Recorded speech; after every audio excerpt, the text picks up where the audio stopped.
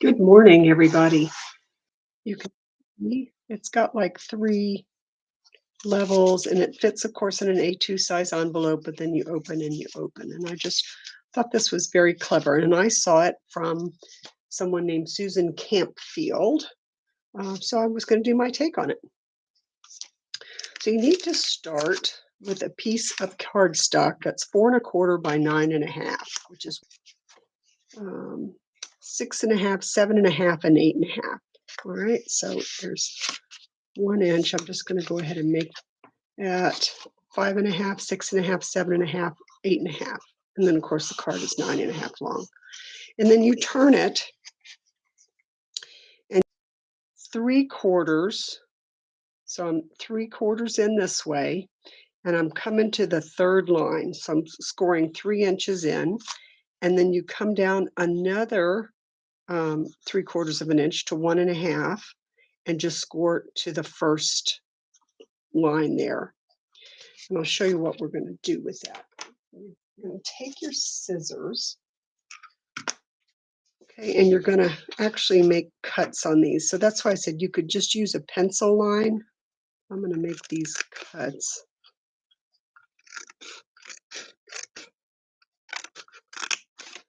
Okay, so that's, remember, at we 3/4 down, and then come into the score line, which is 3 inches, and then go to 1 1/2 and just cut down to the first score line.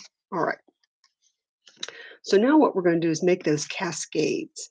So this one, see, we've got the first panel I cut. The second one I'm going to angle like that. Okay. And then this one is cut, and this one I'm going to angle. Whoops. Okay, so you wind up with something that looks like that.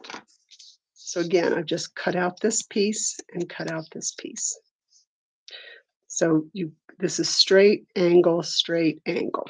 All right, and then that is going to make your cascading pleats, see, on the side of the card.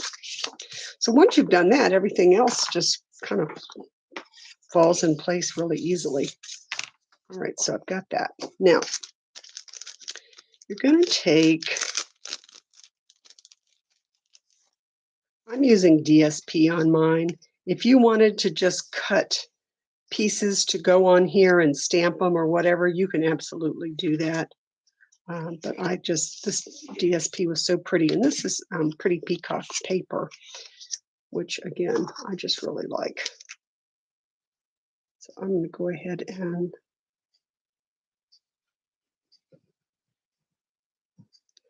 I'm putting my DSP on the mat. Okay, and if you want to do it this way, the mat are 3 1/2 by 4 3/4 for the middle, and 2 3/4 by 4 for the front. Okay, so this piece, the back piece for the front, is 2 3/4 by 4, and then the little DSP is 2 1/2 by 3 3/4. We're just coming down a quarter, and that one, see, is going to go right there. All right, so then for the middle one,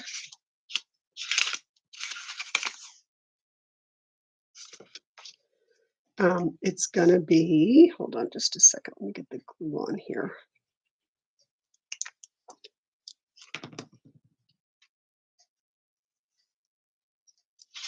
I just really thought this card had a lot of a wow factor to it. Okay, so this piece, what's is going to be the middle, this one's going to go here, is the mat is 3 1/2 by 4 3/4, and then the DSP on the front is 3 1/4 by 4 1/2. Okay. Now this back piece, this is a regular now 4 1/4 by 5 1/2. So you could go on this one. I went just a regular 4 by 5 1/4. So the last one, the front, the mat is 4 by 5 1/4, and the DSP is 3 3/4 by 5. I'm just coming down 1/4 of an inch on each of them. So if you wanted to change it, if you don't like the bigger borders, you could, just use 1/8 of an inch or something. But to me, getting into eighths, sometimes people have trouble measuring because it's such um, a small tick on the trimmer. Okay, so then see this piece, which is for the back. I put front there, back. Sorry. It's just going to fit on here. All right, so that's all we're going to do is adhere that down. Got a bolt there. Go ahead and, sorry, I forgot to try to get the one that was locking.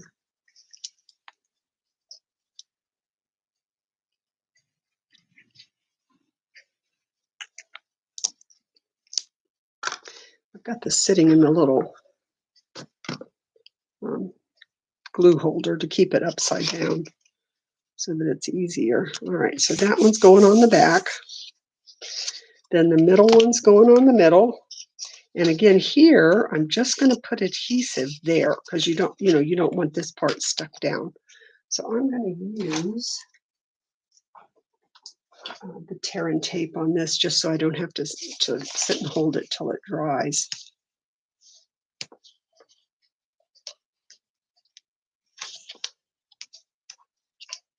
I'm a little over on that one, but that's okay.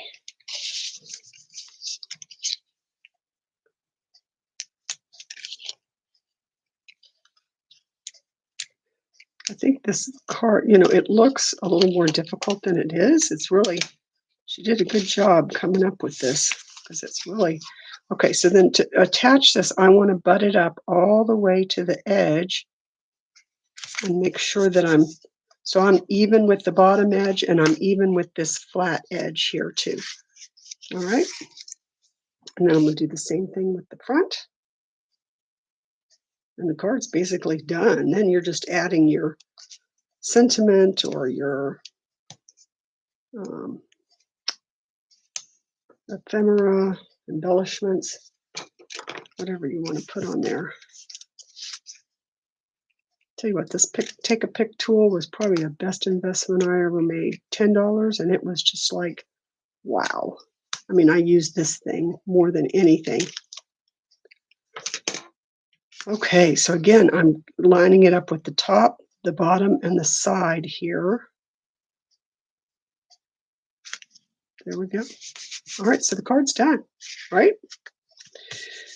So now I just need to put my words on. I was going to show you these butterflies. Paper butterfly accents are in the new mini catalog coming out. I was going to put one of those on the front. I really like them. I'm not a big butterfly person usually, but these are very, very delicate. I'm just putting a little bit of that liquid glue on that to adhere it down. And I want the wing to go over the top of this one. So I think that gives it more interest too if you don't stay within your confines. All right, so then I need to stamp something for here and for there. So this is another new one from the new mini catalog that will be coming out for January. And I just really thought this goes with a big bundle that is got a thing of lavender, which I had to have. I thought that was just beautiful. And it's got the postage ones come with little postage stamp and all different sizes that these words will fit on. So I'm just going to put big hugs. And where are my blocks? There they are.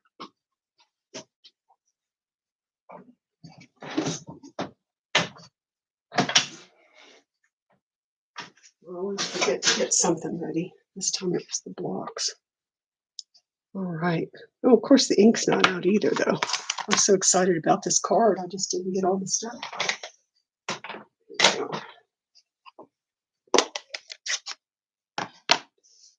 I'm going to do the big hugs. Ooh, that's a lot of ink. This was a nice, new, juicy pad. There we go. Big hugs. Use my chamois to clean it off. And then I was going to put this one on the inside. And I could do, you know what? I could go ahead and make this a Mother's Day card. And I'm taken care of for my mom. Okay, so let's just see on this. There we go. Close that up. That's a juicy one. All right, so now I'm going to, let me put this away. It's like a puzzle getting it back in there. Set that out of the way. So then I was going to put big hugs here, and I could pop that up. Don't have to. And I mean, sometimes you have to be careful because it adds the extra bulk. So if you're mailing, somebody might want extra postage if you make it too bulky, but I'm going to put that right in the middle, and I'm going to add some of these. These were opaque adhesive backed gems. I just like adding the bling. It doesn't want to come out of the package. There we go. Okay. I think I'm going to do 3 on this one. 1,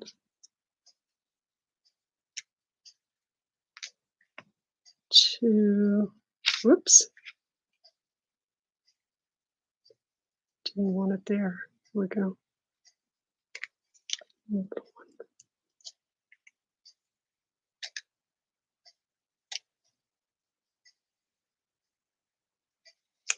Okay, big hugs, and then I'll put Happy Mother's Day on the inside. And I'm not going to pop that one up just because I already did the one in the middle. And I'll show you my original card again in a minute. I think she's going to like this one. And I'm ahead. Yay! All right, so I think I will put maybe some of the, you know what, I'm going to go with the same color because it doesn't really have the dark in there. I think I'm going to write right here. So I'll put these over here. There's no right or wrong with these. They say to use an odd number, which I do usually try to do. See, it's more pleasing to the eye. Okay. So again, see, we've got this Cascading Pleats. Put a butterfly on the front, the big hugs, and then Happy Mother's Day. This one was similar, butterfly on the front, but I put this and some daisies on the inside, and then hello there. So this could be, you know, any all occasion kind of a card. But I think it's a nice way to use your DSP if you have some that you really like. But again, if you don't, instead of the DSP, all you have to do is use white or vanilla and stamp your own images on there. So I hope you might try this Cascading Pleats, and I hope you have a great day. Bye.